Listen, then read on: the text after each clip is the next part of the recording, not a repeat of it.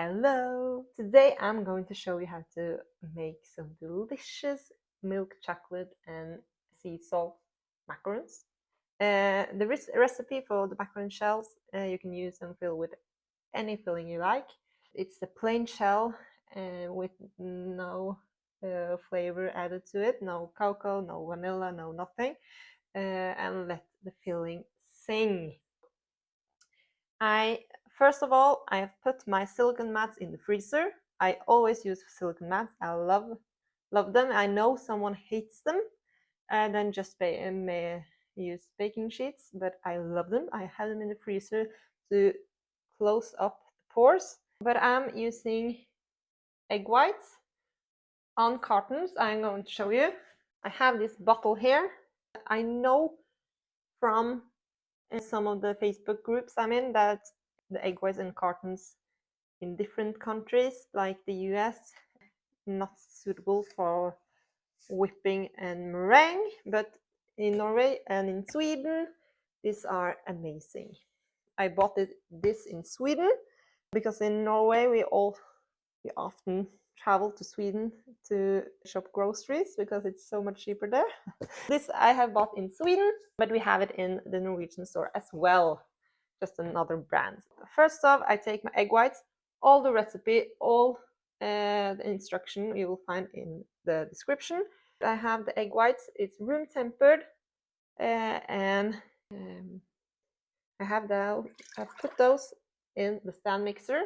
I have sugar, egg white powder, and cream of tartar. And we are going to start by whipping some of the egg whites just to make a foam. And then we are going to add 1 spoon at a time of the sugar mixture. And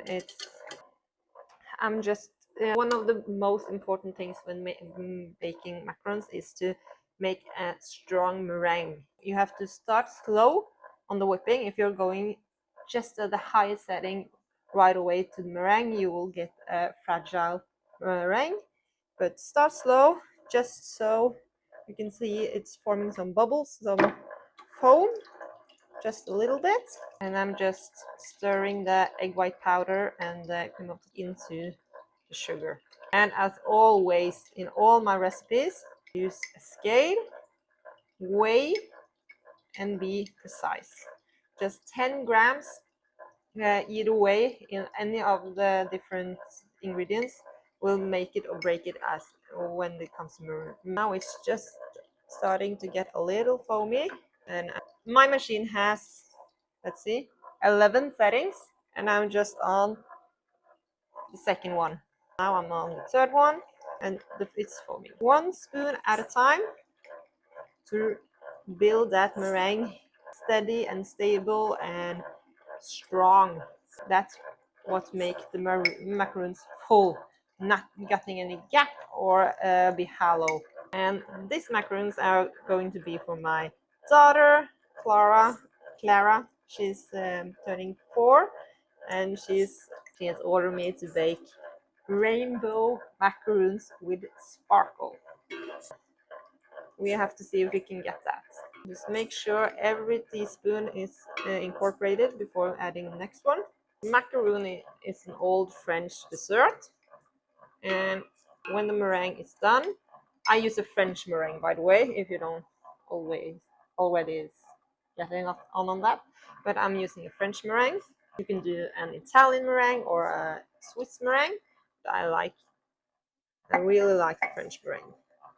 Some people say it's more difficult to make a macaron with the French meringue, but I'm always done it and I don't have any problem with it. I use the Swiss meringue I use for buttercream because I hate American buttercream. But in the macarons, I love the French. And I always fill my macarons either with ganache and curds. You will never see any buttercream filling in my macarons. Never. You have to remember it's a French dessert. And if you're telling a Frenchman to use buttercream in your macarons, I think maybe you'll get slammed or something. Now I have it on low until all the sugar is incorporated and it's become white. it's not becoming silky or shiny, I turn up the paste, and you always have to follow. You always have to pay attention because the meringue can quickly be overwhipped and then it's gone. Then you have to throw it out and start all over. It's not going to your macarons will be failed, and it's not going even worth trying to bake them. You have to pay attention all the times, and you can't. I also often got question for how long I'm going to whip, and I can't say 4 minutes or 7 minutes, or it all depends on your stand mixer, the engine, how fast, the temperature of your egg whites, temperature in the room. Now we're going to check. And then I take it up, do a little swirl, and see it's balled up inside. And you see that one. I will say a quick 10 seconds, maybe, for getting a little bit of sharper edges, maybe 10 seconds on high, and then we are done. You will be looking for the sharp edges, the thin edges, but else this was good, but not quite perfect. On high and we're done. See that? That's a sharp edge. That's a beautiful sharp edge. This meringue is perfect. I don't know if you can see how thin that wall is, but that's a sharp edge. It's perfect. Just get rid of this, take that out, put this one on the floor.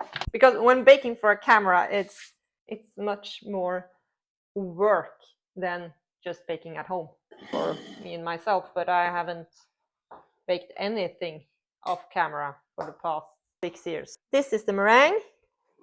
It's beautiful, white, shiny. Look at that. Wow. In the meringue, we are going to have almond flour and powdered sugar. I usually don't sift the almond flour because it doesn't have to. If it's getting some moist and has crumbled up, then you can do this between your hands, roll it between your hands, or you can sift it. But please make sure that all you sift also gets in the meringue. If not, you're getting too short of the almond. But the powdered sugar, it's often in lumps because of the moisture. That I always sift. I don't want any lumps in my macaron batter.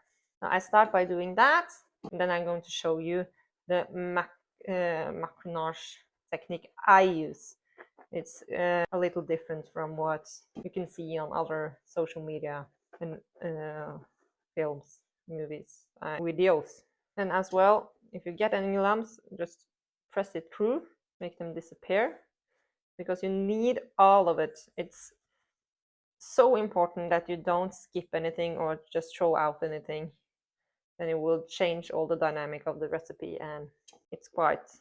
I also often got questions as, I'm on a diet. I need to cut back on sugar, and then macarons or any of my recipes is not for you.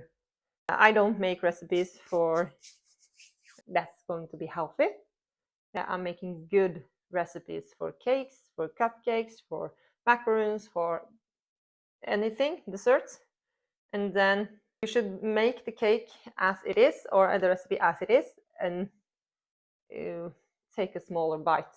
Because if you change the recipe with, I'm just gonna get the sugar in half, it's just not the sweetness, it's all the quality of sugar, as of moistness, sweetness, of course, and making the baking powder, yeast if you're baking pastry, that have something to work with. So just cut the pastry in half instead. In with the almond flour, and then we are going to the process. Now it's dry on top of wet, or on top of the meringue. Then I'm just going to cut it like a knife, because with this technique you won't push out on any of the air from the meringue. And when almost everything is in, you'll start to whip it on, go under and whip the batter on its head. Go under and whip it on its head. And just try to make all the dry wet. Around and whip it on its head. Around and whip it on its head. And you do this until you get the desired texture. I'm going to show you later. If you want to color the macaron batter, you can color it now, or you can color it when you're whipping meringue. If you want to separate and have two colors, now's the time to take it in two bowls and add the color and then macaronage. Do the macaronage with the color in it. But I'm going to do something. I'm going to make a rainbow macarons. I'll show you that later on, but I'm not going to color this macarons batter. This is quite a workout, actually. And how long you have to do this, it all depends on the moisture in the room, in the air, what temperature you have in the room, everything.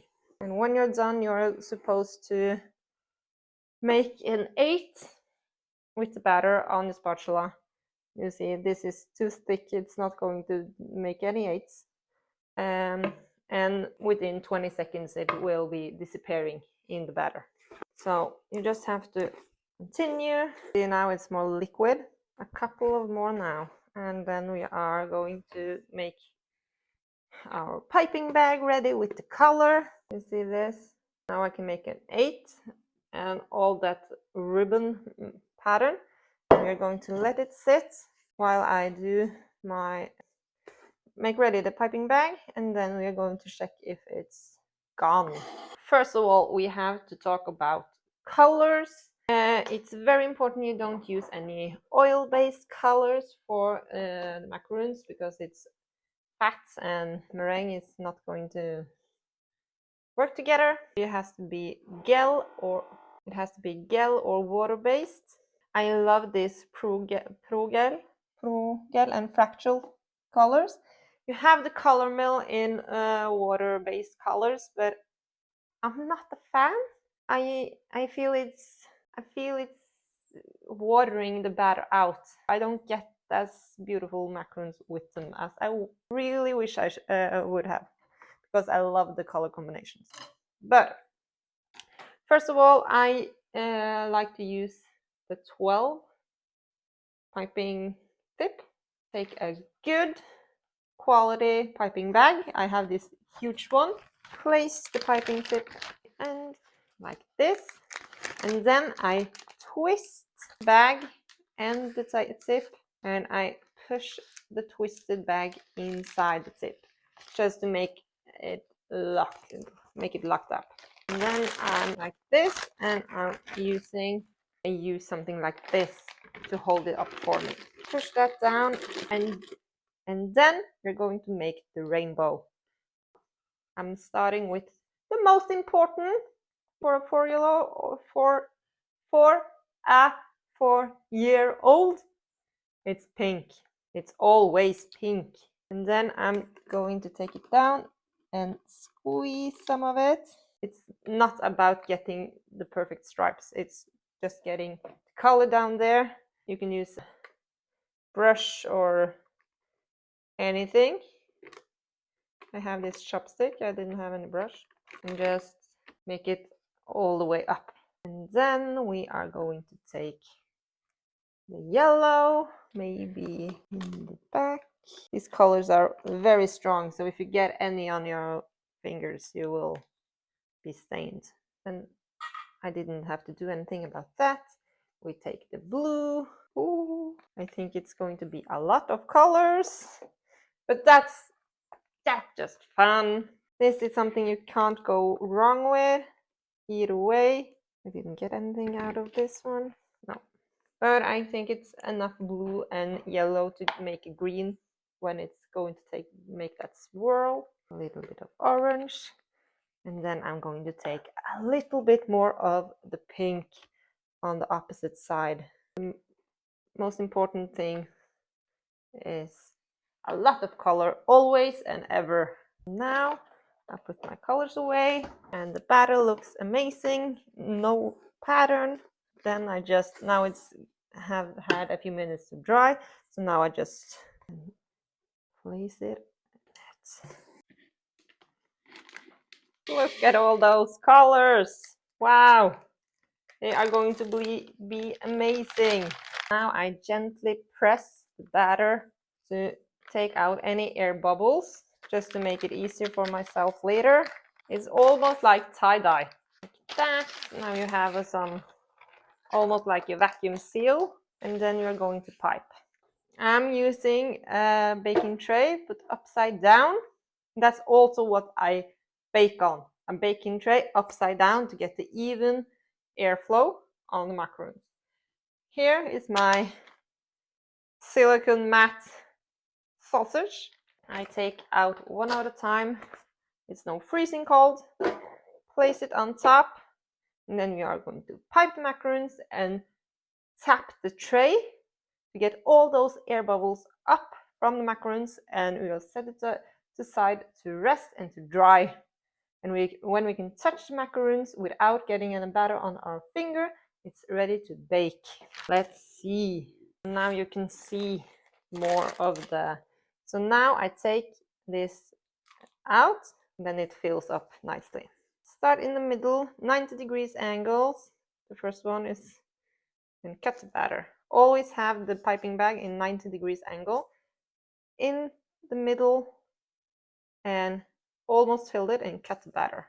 With this coloring technique, every macaron will be different and unique. You can do this. If you just have this regular white batter and you take black or gray color and do it, you will have marble macarons. Not as much as a rainbow, I get, but more like a really deep sunset or sunrise. I see the blue has traveled all the way up here, so we'll get to it as well later. Squeeze and cut the batter. Squeeze with your right hand and cut the batter. This is our first tray. Now we're going to tap them to get them distribute all the way out to the outer circle and get all the air bubbles out. It can be quite noisy. You can do this, but that will take a long time. I preferably doing this like that. And now I'm going to set them aside and let them dry and pipe the rest.